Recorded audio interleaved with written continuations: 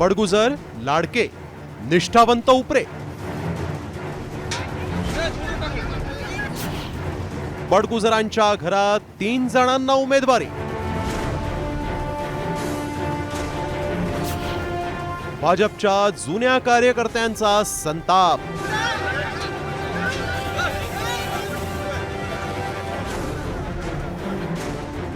महापालिका निवडणुकीत नाशिकमध्ये भाजपमधला असंतोष चव्हाट्यावर आलाय।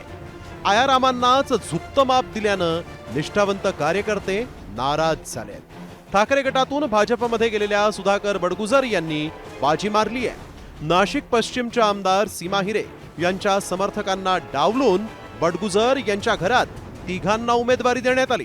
स्वतः सुधाकर बडगुजर, त्यांचा मुलगा दीपक आणि पत्नी हर्षा बडगुजर यांना भाजपनं संधी दिली। यामुळे हिरे समर्थक आक्रमक झालेत। जे पक्षाने एबी फॉर्म दिले तेच उमेदवारी अर्ज वैध झाले। तुमच्या घरात कोणाकोणाचे वैध जे पक्षाने दिले तेच वैध झाले। जिल्हा अध्यक्षांनी जे एबी फॉर्म दिले तेच जोडलेले आहेत। जे ठरलेलं होतं त्या पद्धतीने त्यांनी एबी फॉर्म दिलेत। त्यांनी दुसऱ्याला कोणाला एबी फॉर्म दिले मला माहित नाही। जे पक्षाच्या निर्णयाविरोधात जातील त्यांच्यावर कडक कारवाईचा इशारा भाजपच्या जिल्हाध्यक्षांनी दिलाय। का उमेदवाराला 2-2 एबी फॉर्म दिलेले नाहीये।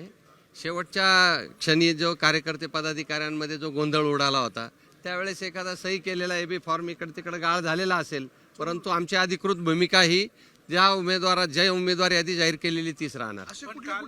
ज्यांनी पक्षाच्या विरोधात चुकीचं काम केलं त्याचा अहवाल प्रदेशात जाईल आणि त्यांच्यावर कडकातली कडक कारवाई होईल। हा भारतीय जनता पक्ष आहे। अंडरवर्ल्ड डॉन दाऊद इब्राहिमचा साथीदार सलीम कुत्ता सोबतचे संबंध असल्याचा गंभीर आरोप भाजप नेत्यांनी सुधाकर बडगुजर यांच्यावर केला होता। मात्र ऐन निवडणुकीच्या तोंडावर बडगुजर यांच्यासाठी भाजपनं दार उघडलंय। दुसरीकडे भाजपनं घराणेशाहीला लगाम घालत आमदार देवयानी फरांदे आणि आमदार सीमा हिरे यांना मोठा धक्का दिला। नेत्यांच्या नातेवाईकांना उमेदवारी न देण्याच्या धोरणामुळे वाजत गाजत अर्ज भरणाऱ्या फरांदेंचा मुलगा अजिंक्य फरांदे आणि हिरेंची कन्या रश्मी हिरे यांना अखेर माघार घ्यावी लागली।